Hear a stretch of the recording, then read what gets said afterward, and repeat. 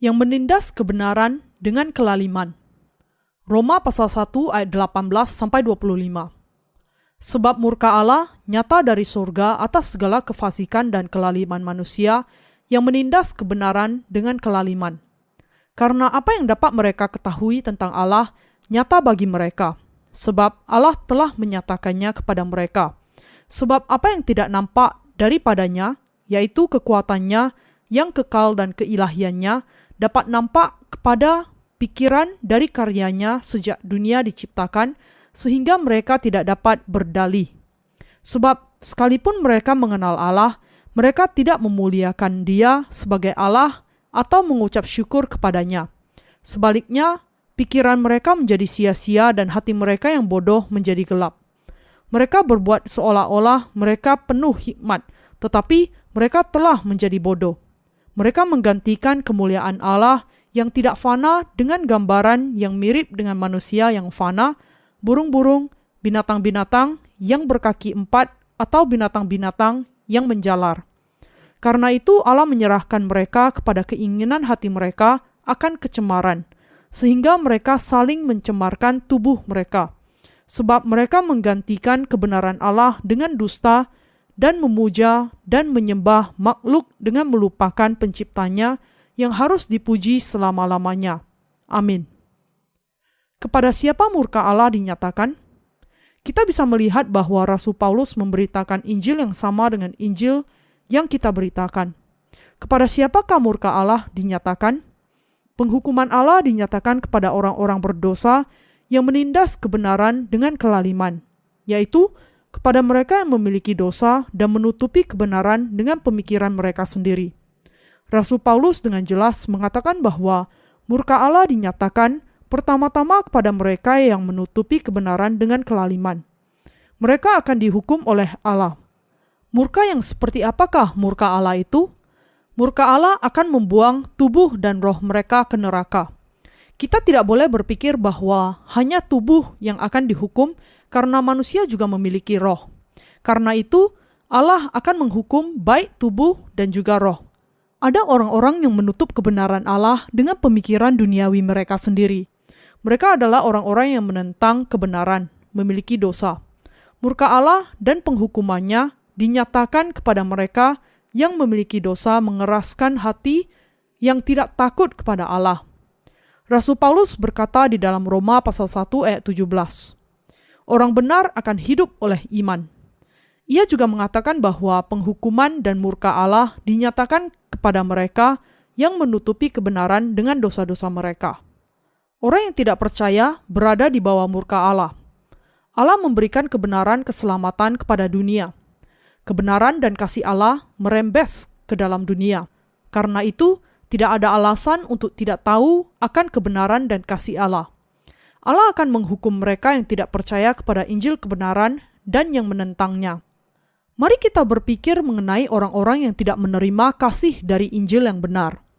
Kita melihat apa yang diciptakan Allah, yaitu air, rumput, pohon, langit, burung, dan lain-lain. Bagaimana mungkin semuanya itu ada tanpa penciptaan dari Allah? Alkitab mengatakan, sebab setiap rumah dibangun oleh seorang ahli bangunan, tetapi ahli bangunan segala sesuatu ialah Allah. Ibrani pasal 3 ayat 4. Bukankah kesalahan mereka kalau ada yang tidak percaya kepada Allah dan firman kebenaran? Karena itu, sangat masuk akal bagi manusia yang tidak percaya kepada anugerah pengampunan dosa untuk dihukum oleh Allah. Mereka berpegang erat kepada teori evolusi. Mereka meyakini bahwa alam semesta secara alamiah beredar sendiri. Mereka juga mengatakan bahwa pada awalnya ada sebuah ledakan yang dinamakan Big Bang sekitar 15 juta tahun yang lalu dan bahwa kemudian suatu makhluk hidup tertentu mulai muncul. Mereka berkata, realitas kehidupan yang awal ini yang kemudian berkembang sendiri menjadi ikan dan kemudian pada akhirnya menjadi manusia. Kalau teori ini benar, maka manusia juga pada akhirnya akan berubah kepada bentuk kehidupan yang lain setelah 1000 atau 2000 tahun.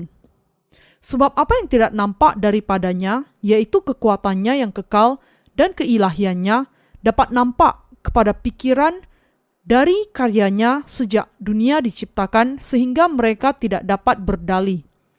Roma pasal 1 ayat 20.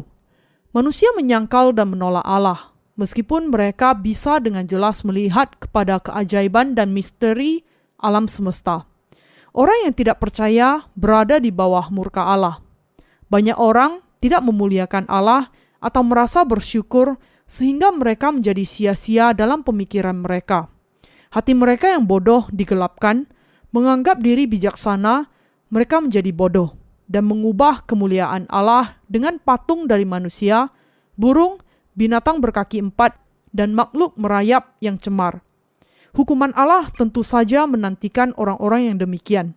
Semua manusia yang belum dilahirkan kembali ada di bawah hukuman Allah, baik mereka percaya kepada Yesus atau tidak. Allah memberikan orang yang tidak percaya kepada kecemaran. Karena itu, Allah menyerahkan mereka kepada keinginan hati mereka akan kecemaran, sehingga mereka saling mencemarkan tubuh mereka, sebab mereka menggantikan kebenaran Allah dengan dusta dan memuja dan menyembah makhluk dengan melupakan penciptanya yang harus dipuji selama-lamanya. Amin. Karena itu, Allah menyerahkan mereka kepada hawa nafsu yang memalukan, sebab istri-istri mereka menggantikan persetubuhan yang wajar dengan yang tak wajar. Demikian juga suami-suami meninggalkan persetubuhan yang wajar dengan istri mereka dan menyala-nyala dalam berahi mereka seorang terhadap yang lain, sehingga mereka melakukan kemesuman, laki-laki dengan laki-laki, dan karena itu mereka menerima dalam diri mereka balasan yang setimpal untuk kesesatan mereka. Roma pasal 1 ayat 24-27. Apakah yang dikatakan bagian Alkitab di atas? Allah membiarkan mereka yang menyembah dan melayani makhluk itu kepada dosa seperti yang memang mereka kehendaki. Ia juga memberikan mereka kepada iblis. Allah mengizinkan iblis untuk melakukan apa saja yang diinginkannya. Karena itu, kita harus percaya kepada Allah dan diselamatkan. Sebab istri-istri mereka menggantikan persetubuhan yang wajar dengan yang tak wajar. Demikian juga suami-suami meninggalkan persetubuhan yang wajar dengan istri mereka dan menyala-nyala dalam berahi mereka seorang terhadap yang lain.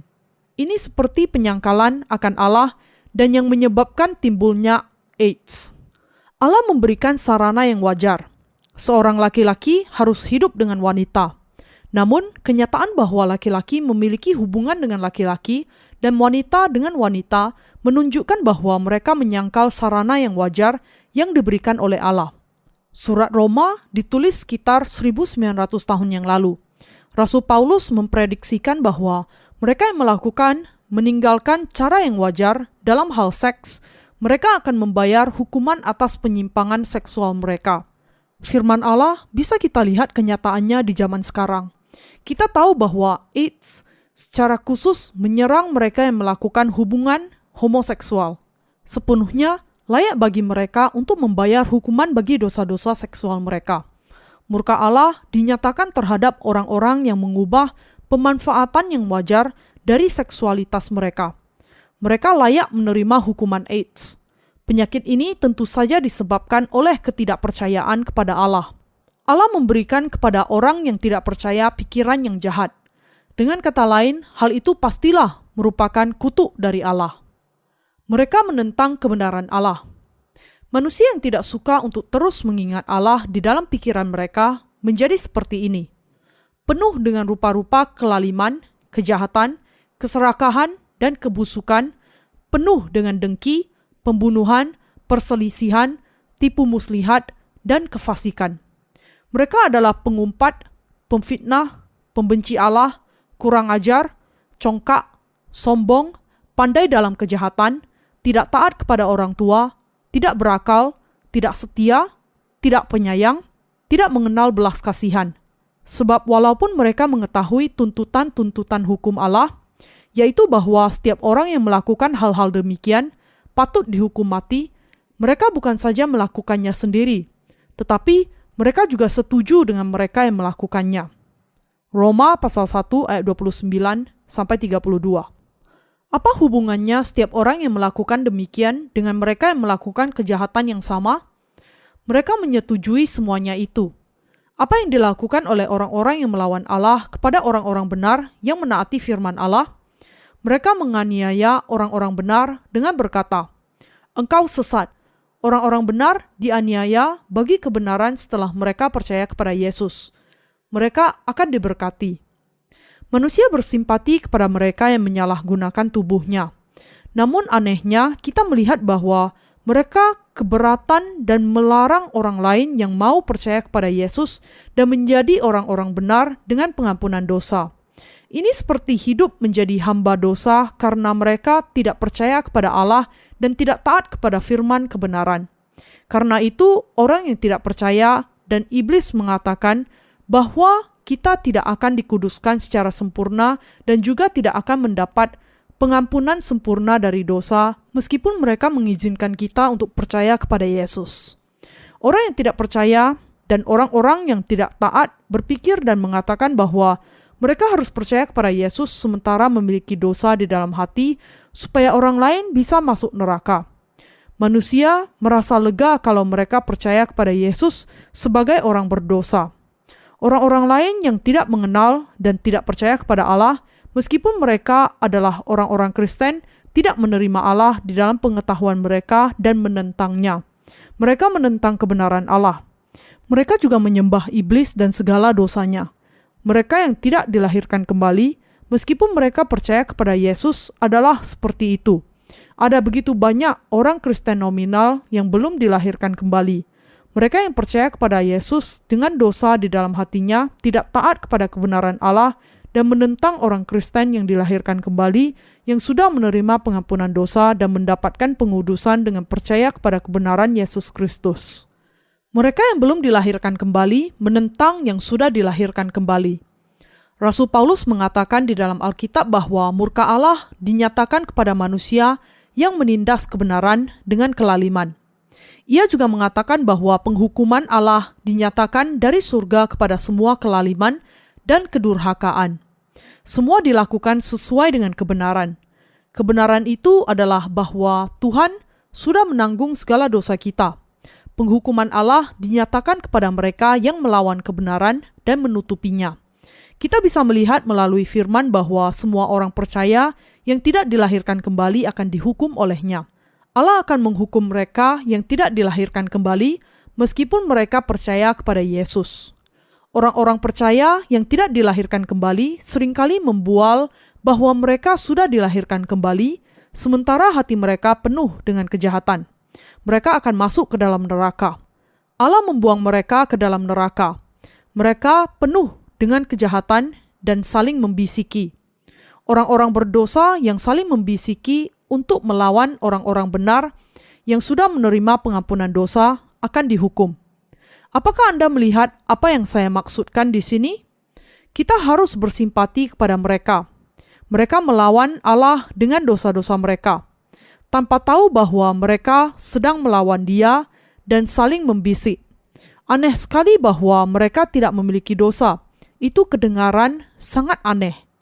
Penghukuman Allah dinyatakan kepada mereka yang melawan Allah dengan kejahatan mereka. Mereka menganggap membisik dan mencemooh itu sebagai sesuatu yang benar. Orang-orang yang tidak dilahirkan kembali saling membisik dan mencemooh orang-orang benar. Mereka mengata-ngatai dan membenci orang-orang benar, memegahkan diri mereka sendiri, dan merancangkan kejahatan bersama-sama. Apakah Anda tahu bagaimana mereka merancangkan hal-hal yang jahat? Mereka melakukan kejahatan dengan saling bersatu. Mereka melawan orang-orang benar dengan slogan yang bagus seperti, "Mari kita percaya kepada Yesus dengan baik. Mari kita miliki jenis iman yang baik. Mari menjadi terang dunia." Mereka melakukan dosa-dosa itu bersama-sama karena tidak menyenangkan untuk melakukan dosa sendirian. Karena itu Allah mengatakan di dalam kitab Mazmur pasal 2 ayat 4, "Dia yang bersemayam di surga tertawa. Tuhan mengolok-olok mereka. Karena para raja di dunia ini melawan Allah. Oh, lucu sekali. Tidak akan ada apapun yang terjadi kepadaku bagaimanapun engkau menentang aku. Engkau bahkan menyuap aku untuk dihakimi." Allah menantikan tiba waktunya penghukuman karena hal itu memang terlalu lucu. Mereka yang menghukum orang benar akan dihukum oleh Allah. Mereka yang melawan kebenaran Allah dan yang tidak dilahirkan kembali melakukan dosa. Mereka yang dilahirkan kembali juga memiliki kejahatan dan kelemahan di dalam dagingnya. Namun keduanya memiliki perbedaan yang sangat mendasar. Kita percaya kepada Allah dan kebenaran. Kita menerima pengampunan dosa melalui Allah. Dan mereka sama sekali tidak percaya kepada Allah sama sekali. Orang-orang itu justru melawan kebenaran dan Allah. Karena itu, hai manusia, siapapun juga engkau yang menghakimi orang lain, engkau sendiri tidak bebas dari salah. Sebab dalam menghakimi orang lain, engkau menghakimi dirimu sendiri. Karena engkau yang menghakimi orang lain melakukan hal-hal yang sama. Roma pasal 2 ayat 1. Rasul Paulus berbicara kepada orang-orang Yahudi dan orang Kristen yang belum dilahirkan kembali dan hanya berpegang kepada hukum Taurat. Mereka menghakimi orang lain berkata, jangan membunuh, jangan melakukan percabulan, jangan mencuri, dan layanilah Allah. Sementara mereka sendiri tidak menaati hukum Taurat. Hanya Allah bisa menghakimi dengan benar, dan hanya anak-anaknya yang sudah dilahirkan kembali bisa menghakimi sesuai dengan firman Allah. Orang-orang jenis ini akan dihakimi karena mereka menghakimi orang benar dengan sewenang-wenang. Allah akan menghakimi mereka semua yang belum dilahirkan kembali, yaitu orang-orang Yahudi dan orang Kristen legalis. Murka Allah dinyatakan kepada mereka yang menjalani kehidupan keagamaan dengan menaati hukum Taurat dan tidak dilahirkan kembali, yang percaya bahwa mereka akan masuk neraka kalau mereka tidak taat kepada Allah dan akan masuk surga kalau mereka melakukan apa yang dikatakan Allah. Seseorang yang beriman adalah orang yang menjadi benar setelah ia percaya kepada Yesus Kristus. Kita tidak boleh membeda-bedakan. Mereka yang percaya kepada Allah dan menjalani hidup saleh tanpa dilahirkan kembali, menghakimi orang benar sesuai dengan patokan pribadi mereka sendiri. Namun, Allah pastilah akan menghukum mereka. Mereka tidak tahu bahwa mereka menghukum diri mereka sendiri sesuai dengan patokan mereka. Oh, orang-orang yang menghakimi orang-orang benar tanpa menerima pengampunan dosa yang adalah iman yang salah, tidak menerima anugerah dan kebenaran Allah. Apakah Anda berpikir bahwa Anda bisa lepas dari penghukuman Allah? Orang-orang itu akan dihakimi oleh Allah. Penghukuman Allah itu adil. Tetapi kita tahu bahwa hukuman Allah berlangsung secara jujur atas mereka yang berbuat demikian. Roma pasal 2 ayat 2. Kita yakin bahwa penghukuman Allah itu sesuai dengan keadilan terhadap orang-orang yang menghakimi orang lain saat mereka sendiri tidak dilahirkan kembali meskipun mereka percaya kepada Yesus.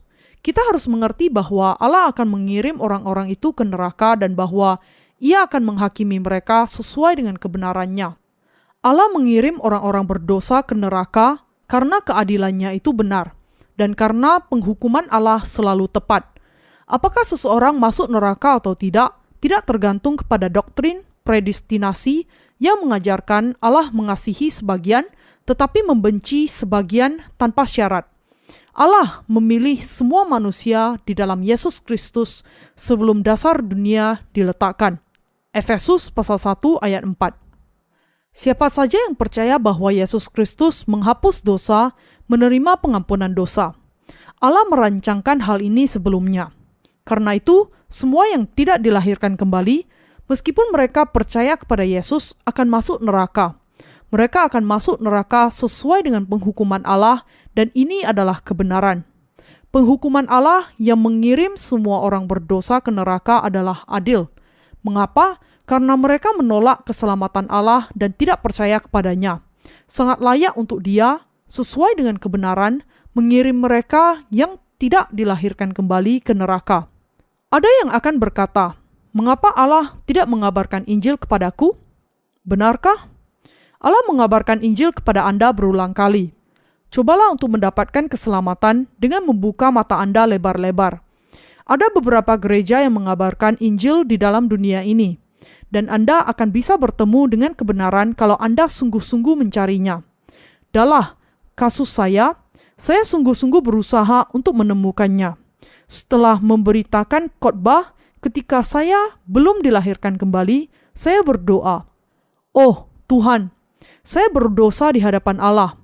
Meskipun aku sudah memberitakan firman-Mu seperti ini, yang aku katakan kepada orang-orang itu juga aku katakan untuk diriku sendiri.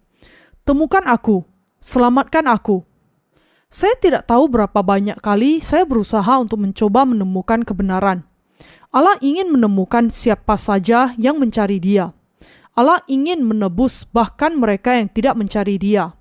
Yang bukan umatku akan kusebut umatku, dan yang bukan kekasih, kekasih. Roma pasal 9 ayat 25. Allah mengatakan bahwa Ia adalah juru selamat kita yang datang ke dunia ini untuk menyelamatkan kita. Orang-orang yang mencari Allah dengan sungguh-sungguh pasti akan menemukan Dia.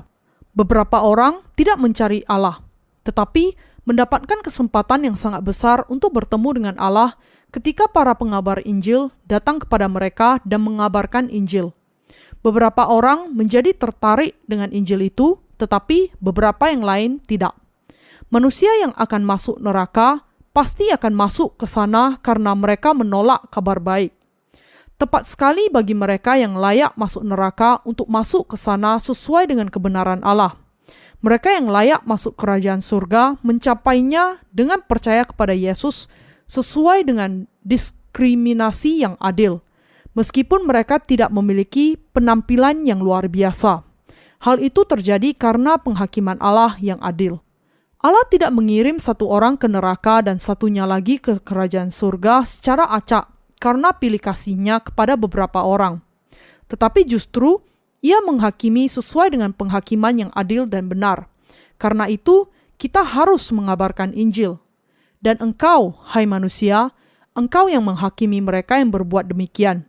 Sedangkan engkau sendiri melakukannya juga. Adakah engkau sangka bahwa engkau akan luput dari hukuman Allah? Maukah engkau menganggap sepi kekayaan kemurahannya, kesabarannya, dan kelapangan hatinya? Tidakkah engkau tahu bahwa maksud kemurahan Allah ialah menuntun engkau kepada pertobatan? Roma pasal 2 ayat 3 dan 4. Yesus sudah menanggung segala dosa dunia melalui kasih-Nya. Rasul Paulus berkata kepada orang-orang berdosa, orang-orang Yahudi dan orang Kristen legalis yang tidak menerima kasih Yesus dan juga tidak dilahirkan kembali. Mereka ditentukan untuk masuk neraka. Tetapi apakah Injil itu? Dalam surat Roma pasal 2 ayat 4, Allah mengatakan, "Maukah engkau menganggap sepi kekayaan kemurahannya, kesabarannya, dan kelapangan hatinya? Tidakkah engkau tahu bahwa maksud kemurahan Allah ialah menuntun engkau kepada pertobatan?" Kasih Allah sudah dengan tepat dinyatakan kepada semua manusia yang memiliki kehendak yang benar. Tidak ada seorang pun yang dikecualikan dari anugerah keselamatan Allah. Yesus menanggung segala dosa dunia. Yesus secara sempurna menguduskan kita. Apakah Ia hanya menghapus dosa asal dan mengampuni dosa-dosa harian kita setiap kali kita menaikkan doa-doa pertobatan?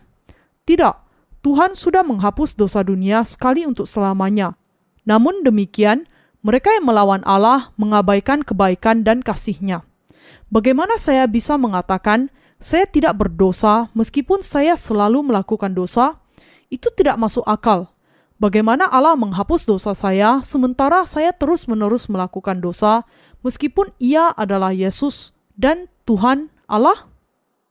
Manusia berpikir menurut kedagingan seperti ini, tetapi Allah sudah menghapus segala dosa dunia dengan kasih-Nya.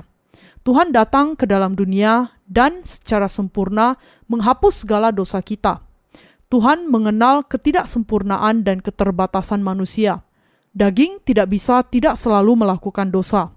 Karena itu, Ia menghapus segala dosa dunia sekali untuk selamanya dengan baptisannya dan curahan darahnya di kayu salib. Tuhan mengetahui keterbatasan daging kita dengan sangat baik. Aku menyelamatkan engkau karena aku tahu bahwa engkau akan melakukan dosa terus-menerus sampai engkau mati. Tuhan menghapus dosa dunia. Tuhan sudah menerima kita semua dengan menebus kita. Tuhan membayar upah dosa orang-orang berdosa dan menguduskan mereka dengan kuasa dan kebenarannya. Yesus dibaptiskan oleh Yohanes Pembaptis di Sungai Yordan. Tuhan mengizinkan kita untuk diberkati, menjadi anak-anak-Nya, dan memungkinkan kita masuk ke dalam kerajaan surga dengan membayar upah dosa dengan hidupnya, darah. Tuhan mengubahkan orang-orang berdosa menjadi anak-anak kebenarannya. Orang yang tidak percaya harus bertobat dan kembali kepada Tuhan. Maukah engkau menganggap sepi kekayaan, kemurahannya, kesabarannya, dan kelapangan hatinya? Tidakkah engkau tahu bahwa maksud kemurahan Allah ialah menuntun engkau kepada pertobatan? Allah menghukum mereka yang menganggap sepi dan menyangkali kekayaan kemurahannya, kesabarannya, dan kelapangan hatinya untuk masuk ke neraka. Sangat pasti bahwa Yesus menghapus segala dosa dunia dan bahwa Injil menyebar ke seluruh dunia. Namun, banyak orang masih masuk neraka karena mereka tidak percaya kepada hal itu. Yesus menyelamatkan kita dengan menghapus dosa kita untuk mencegah agar kita tidak masuk neraka, meskipun seandainya kita ingin masuk neraka dengan menganggap sepi kesabaran dan kekayaan kebaikannya. Bahkan kalau kita ingin masuk neraka, Ia menyelamatkan kita. Karena itu, kita harus percaya kepada air dan darah Yesus Kristus untuk diselamatkan. Mereka yang menganggap sepi kasih dan keselamatan Allah akan masuk neraka. Neraka adalah tempat yang disiapkan Allah untuk mereka yang menganggap sepi anugerah keselamatan dan kekayaan kemurahannya. Orang yang tidak percaya sudah membeli tiket masuk neraka. Orang-orang yang ditentukan untuk ke neraka harus bertobat dan kembali kepada Tuhan. Anda juga harus mengatakan selamat tinggal kepada kerajaan surga kalau Anda tidak memiliki iman kepada Injil yang benar. Manusia masuk neraka karena mereka menolak kasih Allah. Tetapi oleh kekerasan hatimu yang tidak mau bertobat, engkau menimbun murka atas dirimu sendiri pada hari waktu mana murka dan hukuman Allah yang adil akan dinyatakan. Roma pasal 2 ayat 5. Mereka yang memiliki hati yang tidak mau menyesal dan tidak bertobat akan masuk neraka. Beberapa orang masuk neraka karena mereka menolak kasih Allah yang besar. Orang-orang berdosa yang menolak kebenaran dengan hati yang keras dan mengejar pemikiran mereka sendiri akan masuk neraka karena upah dosa mereka. Mereka yang menolak untuk menerima kasih Allah dan meneruskan menaikkan doa-doa pertobatan untuk mencapai pengudusan bertahap pada akhirnya akan masuk neraka. Mereka menimbun murka Allah sampai hari ketika Ia menyatakan kebenaran penghakimannya, yaitu dengan cara menolak kasih Allah. Dalam rencana penebusannya, Allah memutuskan untuk menyelamatkan orang-orang berdosa dan menjadikan mereka orang-orang benar, bahkan sebelum iblis membuat manusia jatuh ke dalam dosa. Allah mengutus anaknya untuk menyelamatkan dan menguduskan kita. Namun, orang-orang berdosa tidak mau menerima hal ini. Mereka menimbun murka Allah sampai penuh dengan menolak kasih Allah dan akan dihukum pada hari murkanya. Dan saat penyataan penghukuman Allah yang adil. Penghukuman Allah yang adil dengan membuang mereka yang memiliki dosa ke dalam neraka. Mengapa? Karena Allah menghapus dosa dunia dan membuat semua manusia di dunia ini diselamatkan oleh iman. Orang yang tidak percaya pasti akan masuk neraka. Mereka adalah orang-orang yang keras kepala dan dengan keinginan sendiri mau masuk neraka, sehingga pada akhirnya mereka akan menyesali kebodohan mereka. Orang-orang berdosa akan masuk neraka kalau mereka tidak menerima kasih Allah yang besar. Manusia berpikir bahwa Allah tidak masuk akal karena Ia mengirim beberapa orang ke neraka dan sebagian lagi ke kerajaan surga secara acak berdasarkan kedaulatannya. Namun bukan demikian sebenarnya. Allah menciptakan neraka untuk orang-orang yang keras kepala, yang menolak kasih dan kebenarannya, sehingga akan ada tempat yang cocok kemana mereka akan pergi. Alkitab mengatakan bahwa neraka adalah lautan api yang menyala dengan api dan belerang. Ada belatung-belatung menjijikkan untuk mereka yang memilih untuk memiliki dosa. Mungkin mereka berteriak, "Tidak, tidak, aku membenci tempat ini." Tetapi Allah mengatakan, "Aku sudah menghapus segala dosamu." Tetapi engkau mengatakan bahwa tidak masalah kalau engkau memiliki dosa. Karena itu, aku memberikan belatung sebagai pemberian sebagai temanmu. Karena engkau tidak suka menerima pengampunan dosa. Tidak, aku membenci tempat ini, Tuhan. Engkau memintanya meskipun engkau membencinya. Aku adalah Tuhan kebenaran. Aku memberikan kepadamu apa yang engkau inginkan. Aku memberikan neraka kepada semua yang suka memiliki dosa di dalam hatinya. Itu adalah penghakiman Allah yang adil.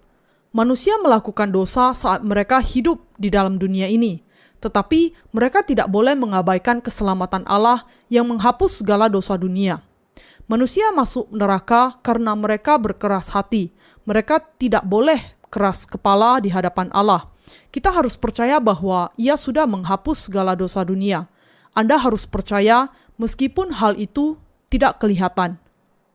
Allah mengatakan kepada kita bahwa Ia sudah mengasihi kita. Allah mengatakan bahwa Ia sudah mengasihi kita. Aku sudah menghapus dosamu. Anda harus percaya kepada kenyataan ini. Ketika Allah mengatakan bahwa Ia menciptakan langit dan bumi, kita harus percaya karena firman Allah selalu benar. Iman dimulai dengan percaya kepada firman Allah. Manusia percaya kepada sesuatu hanya kalau mereka mengertinya dengan kepala mereka yang kecil itu dan tidak percaya kalau mereka tidak bisa mengerti. Orang yang tidak percaya bahwa Allah menyelamatkan orang-orang berdosa dari dosa-dosa mereka akan masuk neraka. Mereka adalah orang-orang yang sudah menetapkan diri untuk masuk neraka.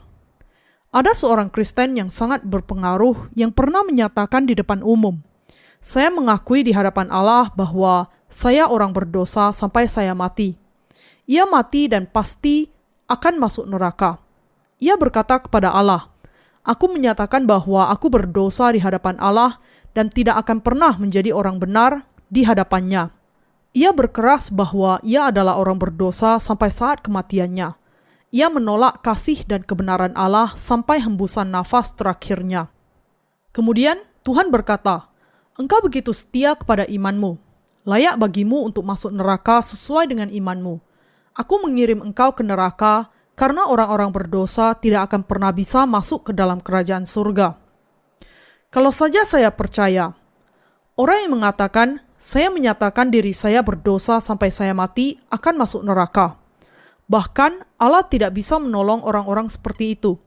Tidak hanya mereka menyatakan diri sebagai orang berdosa, meskipun mereka bisa berakhir di neraka besok, lusa, tetapi mereka juga mengajar orang-orang percaya yang mempercayai mereka, kita adalah orang berdosa sampai kita mati dan kita akan tetap berdosa di hadapan Allah. Karena itu, banyak orang percaya yang mengikuti perjalanan rohanian yang sama. Allah mengatakan bahwa orang berdosa akan masuk neraka. Namun, orang Kristen tidak terhitung banyaknya mengikuti pengajaran itu dalam kekristenan zaman ini. Allah mengatakan bahwa orang-orang berdosa akan menyesal sampai selamanya, menggertakkan gigi di nyala api neraka dan berkata, "Kalau saja saya percaya, kalau saja saya percaya. Kalau saja saya percaya kepada kenyataan bahwa Yesus menghapus dosa saya dan membuang pemikiran saya, maka saya akan masuk ke dalam kerajaan surga. Kalau saja saya percaya, kalau saja saya percaya." Akan ada banyak orang yang mengatakan demikian di neraka. Mereka akan berkata, "Kalau saja, kalau saja, kalau saja saya percaya, kalau saja saya menerima kebenaran, saya akan menjadi anaknya. Mengapa saya begitu keras kepala?" Kita orang-orang benar akan bertanya kepada Allah pada saat itu, "Tuhan, tunjukkan kepada kami apa yang dilakukan oleh orang-orang berdosa saat ini. Mereka sudah menganiaya kami, orang-orang benar." Tidak, itu tidak baik untukmu, anak-anakku, karena hatimu akan hancur kalau engkau mengingat hubunganmu dengan mereka. Apakah engkau sungguh-sungguh ingin melihat orang-orang yang sedang menderita? Tolong, tunjukkan satu kali saja. Tuhan mungkin akan menunjukkan kepada kita suatu saat karena Ia begitu murah hati. Karena itu, mari kita bayangkan bahwa kita sudah melihatnya. Akan ada banyak seruan yang terdengar seperti, "Kalau saja saya percaya, kalau saja saya percaya." Kita kemudian akan bertanya-tanya, apakah suara yang ribut itu? Apakah mereka bernyanyi? Dengarkan baik-baik, apakah mereka bernyanyi atau meratap menyesal? Laki-laki dan perempuan di dalam api itu akan secara serempak meneriakkan penyesalan. "Kalau saja aku percaya." Orang-orang yang keras kepala akan masuk neraka kecuali kalau mereka keras kepala dalam kebenaran. Kita memang perlu berkeras dalam memegang kebenaran. Manusia tidak boleh tidak memiliki keputusan. Kita harus bertahan kalau saatnya memang harus bertahan. Kita semua harus bertahan di dalam kebenaran dan perlu juga melunakkan kekerasan itu kalau memang diperlukan. Allah akan membalas semua manusia sesuai dengan perbuatannya. Allah akan membalas setiap orang menurut perbuatannya, yaitu hidup kekal kepada mereka yang dengan tekun berbuat baik, mencari kemuliaan, kehormatan, dan ketidakbinasaan. Roma pasal 2 ayat 6-7. Allah akan membalas semua manusia sesuai dengan perbuatan mereka dan menghakimi mereka seperti itu. Membalas berarti hasil dari suatu perbuatan. Orang yang bagaimana yang terus melakukan kebaikan sambil pada saat yang sama mencari apa yang mulia, terpuji, dan kekal? Orang itu adalah orang yang percaya kepada keselamatan yang sempurna dari Yesus. Ada banyak orang di dunia ini, tetapi Allah memberikan kehidupan kekal hanya kepada mereka yang bertahan di dalam kebenaran dan percaya kepada kebenarannya, tidak peduli apapun yang dikatakan orang lain. Allah memberikan kemuliaan kerajaan yang kekal kepada mereka yang ingin menjadi orang benar dan ingin menjalani kehidupan yang sukacita kekal. Mereka terus melakukan kebaikan dan mencari kemuliaan, pujian, dan kekekalan, ingin menjadi anak-anak Allah. Mereka akan bertahan dan terus melakukan kebaikan untuk mengikuti dan mengejar kebenaran Allah. Allah memberikan kepada orang-orang itu kehidupan kekal. Allah mengizinkan mereka untuk hidup kekal dan menjadikan mereka anak-anak Allah. Anak-anak Allah adalah para penguasa di dalam kerajaannya. Tetapi murka dan geram kepada mereka yang mencari kepentingan sendiri, yang tidak taat kepada kebenaran, melainkan taat kepada kelaliman. Roma pasal 2 ayat 8. Kepada mereka, menunjuk kepada golongan orang-orang yang bertentangan dengan orang-orang yang diberkati. Geram dan murka Allah dicurahkan kepada mereka yang tidak taat kepada kebenarannya, suka bertengkar dan tidak menaati kebenaran. Allah mengirim mereka ke neraka. Mereka yang tidak dilahirkan kembali dan tidak taat kebenaran adalah suka bertengkar dan melawan kebenaran sebagai sebuah kelompok. Mereka yang tidak dilahirkan kembali adalah yang suka bertengkar dan suka membentuk golongan-golongan. Sepanjang sejarah Korea, nenek moyang kami membuat kelompok-kelompok dan saling bertengkar dalam masalah politik. Golongan yang berkuasa akan diputuskan oleh kenyataan siapa yang menjadi raja. Kalau seorang dari golongan Lee menjadi raja, orang-orang dari golongan Lee akan ditempatkan pada status sosial yang tinggi saat orang-orang yang lain dibuang atau dianiaya. Tetapi kalau tahta beralih kepada golongan Kim, semuanya berubah. Orang-orang membentuk golongan-golongan untuk keuntungan mereka sendiri, bukan untuk mencapai tujuan yang benar.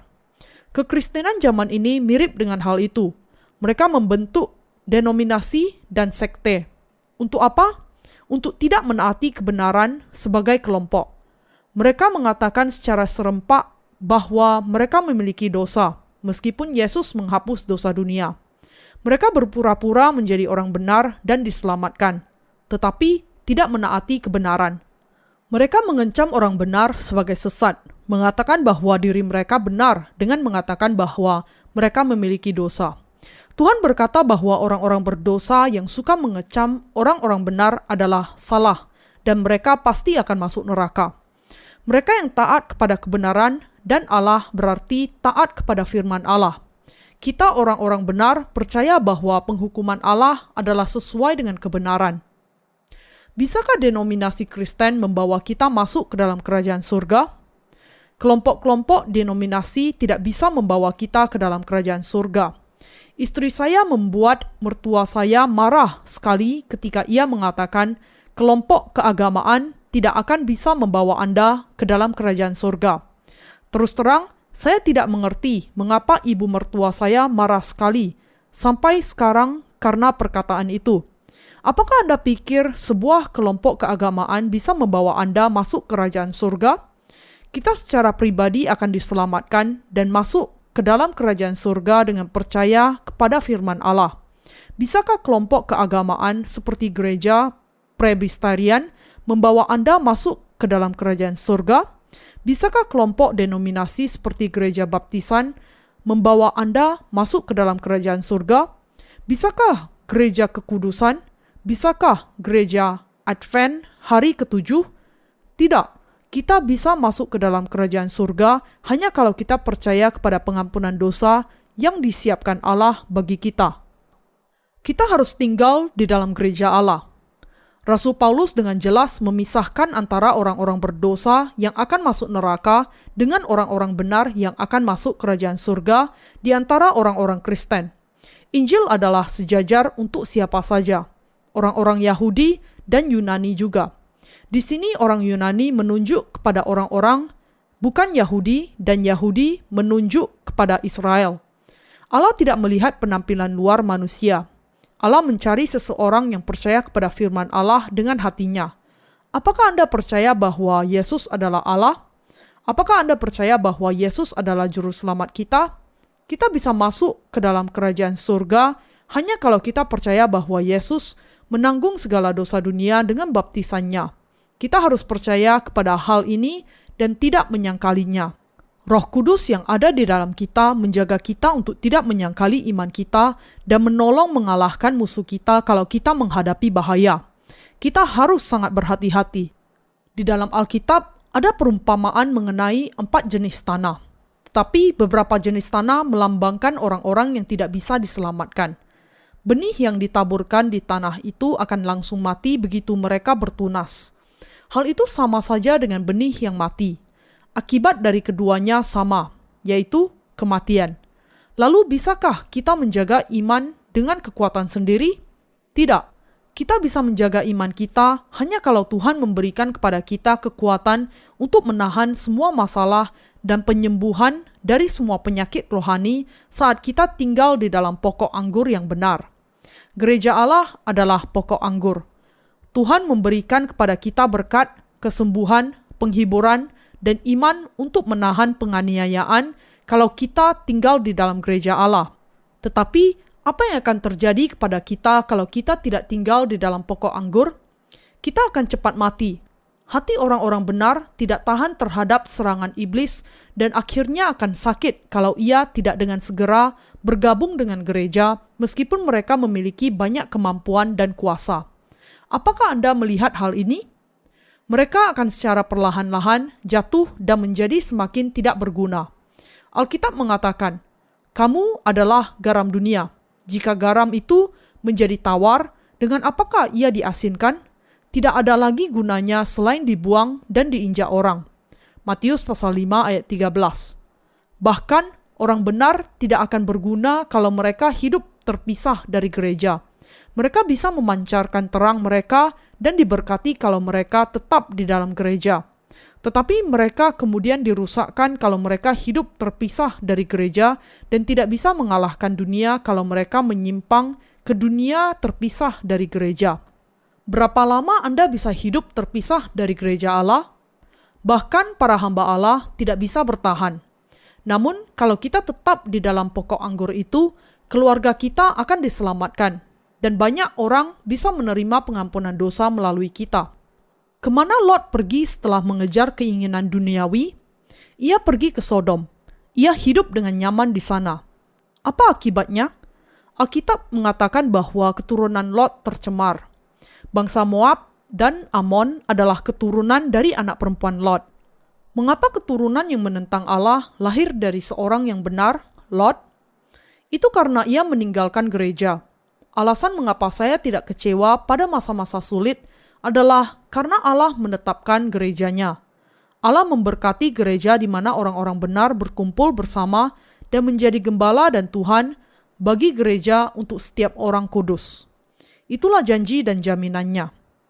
Sebab semua orang yang berdosa tanpa hukum Taurat akan binasa tanpa hukum Taurat, dan semua orang yang berdosa di bawah hukum Taurat akan dihakimi oleh hukum Taurat. Karena bukanlah orang yang mendengar hukum Taurat yang benar di hadapan Allah, tetapi orang yang melakukan hukum Tauratlah yang akan dibenarkan.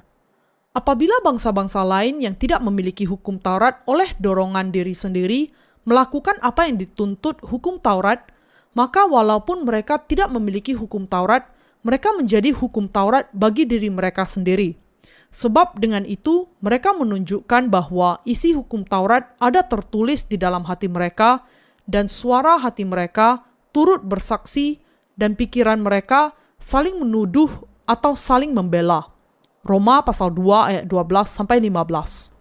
Seseorang yang tidak pergi ke gereja tidak mengenal hukum di zaman ini.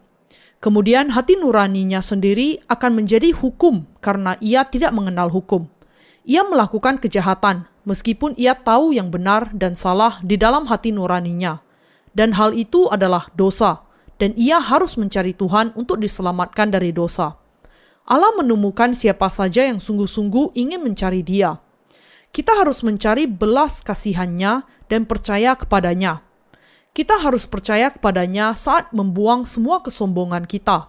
Kita harus hidup oleh iman. Kita tidak boleh meninggalkan gereja. Kita harus mencari, percaya, dan tinggal di dalam gereja. Allah tidak akan membuang kita kalau kita tetap di dalam gereja, meskipun kita lemah dan tidak kuat. Dosa orang-orang Yahudi. Sekarang, Rasul Paulus mulai mengabarkan Injil dalam skala penuh kepada orang-orang Yahudi setelah memisahkan mereka dari orang-orang yang akan masuk ke dalam kerajaan surga. Tetapi, jika kamu menyebut dirimu orang Yahudi dan bersandar kepada hukum Taurat, bermegah dalam Allah dan tahu akan kehendaknya, dan oleh karena diajar dalam hukum Taurat, dapat tahu mana yang baik dan mana yang tidak, dan yakin bahwa engkau adalah penuntun orang buta dan terang bagi mereka yang ada di dalam kegelapan, pendidik orang bodoh, dan pengajar orang yang belum dewasa, karena dalam hukum Taurat engkau memiliki kegenapan, segala kepandaian dan kebenaran. Jadi, bagaimanakah engkau yang mengajar orang lain? Tidakkah engkau mengajar dirimu sendiri? Engkau yang mengajar, jangan mencuri. Mengapa engkau sendiri mencuri? Engkau yang berkata, jangan berzina. Mengapa engkau sendiri berzina? Engkau yang jijik akan segala berhala. Mengapa engkau sendiri merampok rumah berhala? Roma pasal 2 ayat 17-22. Kita harus mengerti hal ini. Allah pada awalnya berfirman kepada orang-orang Yahudi sehingga mereka memiliki firman Allah dan sistem korban. Ia menjanjikan Mesias melalui orang-orang Yahudi dan menunjukkan rencananya melalui hamba-hambanya dari antara orang-orang Yahudi. Jadi, Musa dan semua nabi adalah orang-orang Yahudi. Namun, orang-orang Yahudi berpikir mereka mengerti apa yang menyenangkan hati Allah dan apa sebenarnya hukumnya dengan tekun membaca dan menghafalkan firman Allah. Namun, Rasul Paulus mengatakan, tetapi jika kamu menyebut dirimu orang Yahudi dan bersandar kepada hukum Taurat, bermegah dalam Allah. Orang-orang Yahudi tidak diselamatkan meskipun mereka bermegah akan Allah dan melakukan korban dengan tekun. Mereka yang tidak sungguh-sungguh percaya kepada Yesus sebagai juru selamat mereka sama saja dengan orang-orang yang tidak percaya. Itu berarti bahwa mereka tidak percaya kepada janji Allah bahwa Ia akan menyelamatkan mereka seperti dalam sistem korban dan juga tidak percaya kepada Yesus, Sang Juru Selamat. Orang-orang Yahudi akan masuk neraka karena mereka tidak percaya kepada Yesus, Sang Juru Selamat. Sangat tidak berguna bagi mereka untuk menumpangkan tangan mereka ke atas domba sampai berulang kali. Mereka tidak sungguh-sungguh percaya bahwa penumpangan tangan berarti menanggungkan dosa pada zaman Maleaki, masa akhir perjanjian lama. Mereka mempercayainya dengan baik pada masa Daud, tetapi iman mereka mulai goyah di masa Salomo. Selama masa kerajaan yang terbagi, mereka menyembah ilah-ilah lain seperti Baal dan Asyera saat mereka secara formalitas melakukan pengorbanan di bait suci. Melakukan korban sekedar formalitas saja sama saja dengan tidak percaya kepada Allah. Allah merasa puas kalau kita percaya dan tinggal di dalam firman-Nya. Di dalam sistem korban di kemah suci, dosa-dosa seseorang ditanggungkan ke atas kepala binatang kalau ia menumpangkan tangan ke atasnya. Tetapi mereka tidak percaya kepada hal itu, mengajar orang lain meskipun mereka tahu apa yang salah dan apa yang benar. Itulah dosa-dosa orang-orang Yahudi. Tidak percaya kepada firman Allah, mengerti firman-Nya sampai kepada semua hurufnya, dan mengajarkan firman itu kepada orang lain adalah dosa-dosa orang-orang Yahudi. Itu sama saja dengan tidak percaya kepada Allah. Itu adalah dosa yang sangat fatal.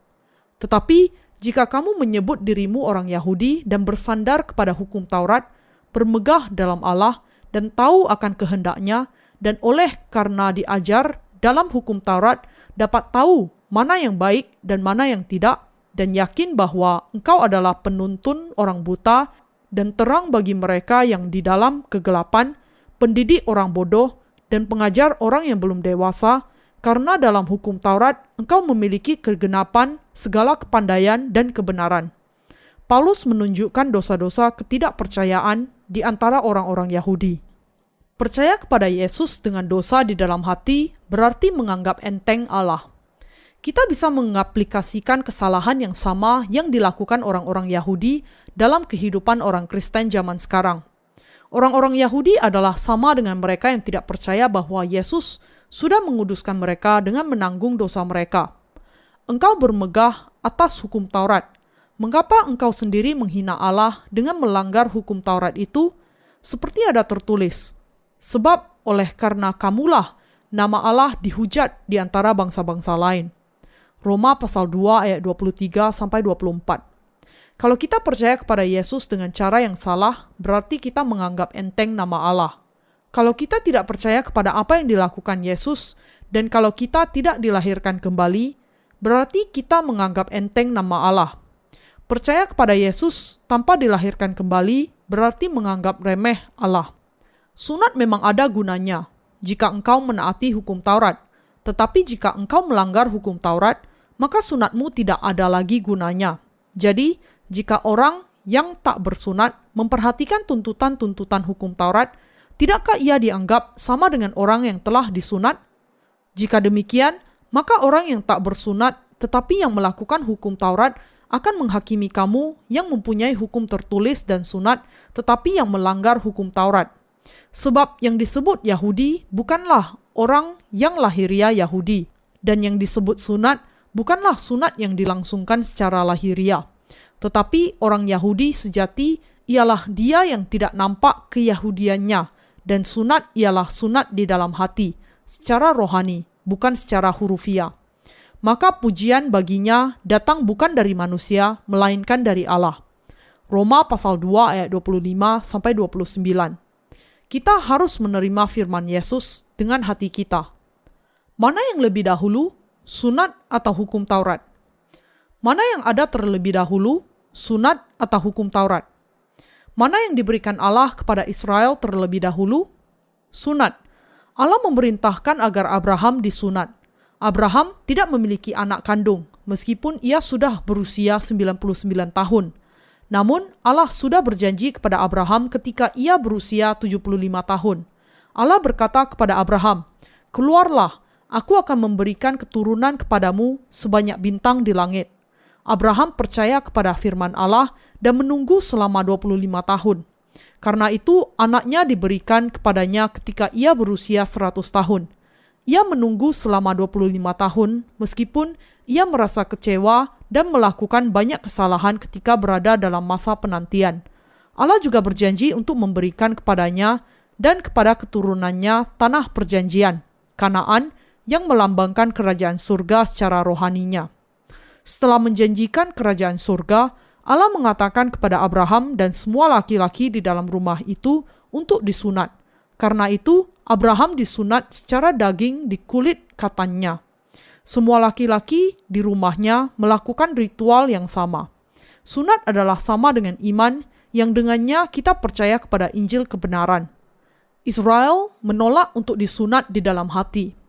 Namun Israel memegahkan keberadaan mereka sebagai keturunan Abraham dan menerima sunat dan bertanya dengan sombong kepada orang-orang bukan Yahudi, "Apakah engkau sudah disunat?" Kita harus sunat di dalam hati. Kita diselamatkan ketika kita menerima firman bahwa Yesus menghapus dosa dunia dan percaya kepada hal itu dengan hati kita. Tidak ada negara yang dijajah melebihi Israel.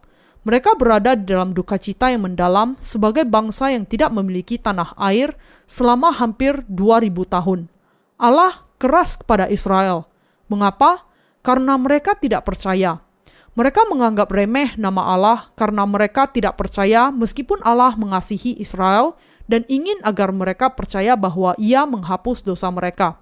Ia ingin mengalahkan musuh-musuh mereka sebagai gembala Israel dan ingin memberkati, mengasihi, dan memberikan kemuliaan kepada mereka. Allah berjanji untuk memberikan kemuliaan kepada semua manusia dan menjadikan mereka anak-anaknya kalau mereka percaya kepadanya dengan hati mereka dan menerima pengampunan dosa. Melalui contoh Israel, Allah memperingatkan semua manusia di dunia ini bahwa Ia akan mengirim ke neraka kalau mereka tidak percaya kepada janjinya. Allah sudah menjanjikan bahwa siapa saja yang percaya kepada Injil kebenaran akan menerima semua berkat yang dijanjikan Yesus, meskipun ia tidak sempurna dalam perbuatan. Satu-satunya cara untuk menghindar penghukuman Allah adalah dengan percaya kepada Injil. Percaya kepada hal itu dan Anda akan diselamatkan dan bisa menghindar dari neraka. Saya berharap agar anugerah Allah ada di dalam semua jiwa manusia.